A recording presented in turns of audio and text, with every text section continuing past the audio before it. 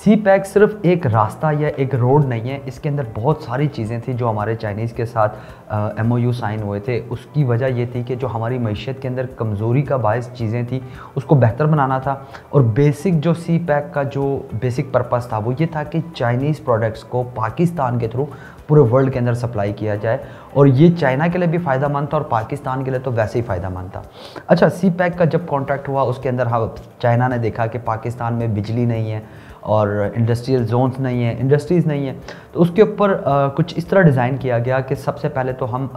तकरीबन, क्योंकि हमारे पाकिस्तान के अंदर ना सर्दियों के अंदर 4 से 5 हज़ार मेगावाट ये शॉर्टफॉल है और गर्मियों में यही शॉर्टफॉल 10 से 12 हज़ार मेगावाट तक जाता है। तो हाँ, चाइनीज़ ने ये कहा कि जैसे ही हम इस सी पैक के साथ काम स्टार्ट करेंगे इसी पैक पे, और साथ ही हम कुछ पावर प्लांट्स लगाएंगे, क्योंकि देखें सी पैक जैसे ही स्टार्ट होता है चाइना से गिलगित बल्तिस्तान, फिर पंजाब वाली साइड पे, फिर आगे बलूचिस्तान की तरफ मूव हो जाता है। तो जहाँ पे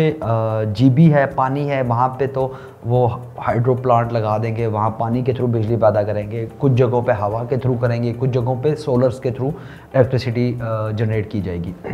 अब जो 23,000 मेगावाट का कॉन्ट्रैक्ट हुआ कि हम 23,000 मेगावाट जनरेट करके आपको देंगे, तो उससे क्या होगा, जो चाइनीज़ इंडस्ट्रीज़ बनाएंगे, जिसके अंदर चाइनीज़ का ये था कि 42 इंडस्ट्रीज़ हम बनाएंगे, जिसमें एजुकेशन होगा, हेल्थ होगा, मैन्युफैक्चरिंग इंडस्ट्री होगी और एग्रीकल्चर होगी, तमाम इंडस्ट्रीज़ को हम सपोर्ट करेंगे और नई इंडस्ट्रीज़ को लेकर आएंगे। तो इंडस्ट्रीज़ ने लगना था और 23,000 मेगावाट इलेक्ट्रिसिटी आनी थी जो मुख्तलिफ इंडस्ट्रीज़ को और मुख्तलिफ चीज़ों को सपोर्ट के लिए थी। और उसके बाद जो गवादर का जो प्लांट है, यानी कि गवादर का जो पोर्ट बनना है, वो इसलिए भी ज़रूरी है, एक तो वो डीप सी है,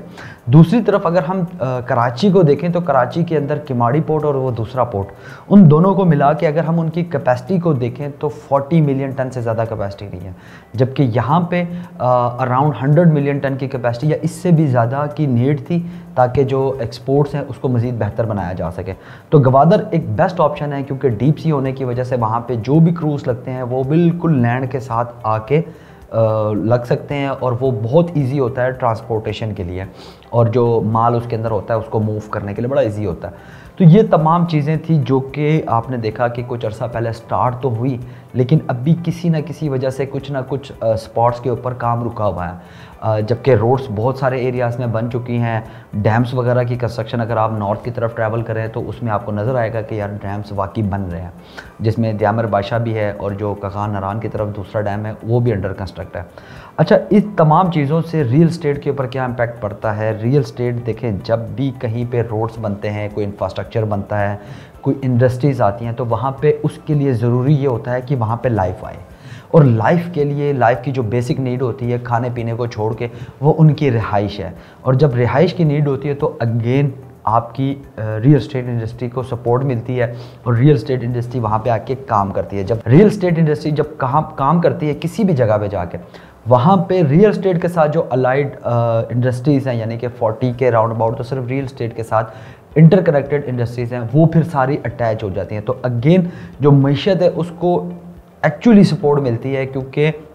जब आपका वहाँ पे लाइफ आएगी, घर आएंगे, लोग रहेंगे। और इसके अलावा भी जब भी आप देखें पूरे पाकिस्तान के अंदर, इस्लामाबाद को देख लें, कराची को देख लें, लाहौर को देख लें, जो एग्ज़िट पॉइंट होते हैं, एग्ज़िट पॉइंट के अंदर जो सोसाइटीज़ आती हैं वो सारी हाईवेज़, मोटरवेज़ के ऊपर आती हैं, रोड्स के ऊपर आती हैं। कराची को देख लें, कराची से जब आप बाहर निकलते हैं सुपर हाईवे की तरफ जाते हैं तो आपको सारी सोसाइटीज़ मिलती हैं। इस्लामाबाद के अंदर भी अगर आप मोटरवे या GT रोड को लेते हैं तो आपको सारी सोसाइटीज़ मिलती हैं। इसी तरह लाहौर से अगर आप रिंग रोड को देखते हैं या GT रोड शादरा को देखते हैं या फिर मोटरवे को देखते हैं, तो इन पैचेस के ऊपर नए प्रोजेक्ट्स आ रहे हैं। तो रोड बनने का या सी पैक बनने का हर तरह के तबके को फ़ायदा होता है। वहाँ पे रहने वालों को नौकरियाँ मिलेंगी, इंडस्ट्री लगेगी, नौकरियाँ मिलेगी, रियल स्टेट आएगा, नौकरियाँ मिलेंगी, घर बनेंगे। तो ये तमाम चीज़ें आपस में इंटरकनेक्टेड हैं। तो इसलिए हम सी पैक को सिर्फ एक रूट या एक रोड तस्वर नहीं कर सकते हैं। ये एक पूरी इंडस्ट्री है जो कि पाकिस्तान की मईशत को बहुत बेहतरी की तरफ लेके जाएगी। और यार मेरी तो ये दुआ है कि अल्लाह करे ये जो सी पैक का जो काम रुका हुआ है ये जल्द से जल्द स्टार्ट हो जाए, और इसके अंदर जिन लोगों के भी रोज़गार लगे हुए हैं उनको मज़ीद बेहतरी की तरफ लेके जाया जा सके।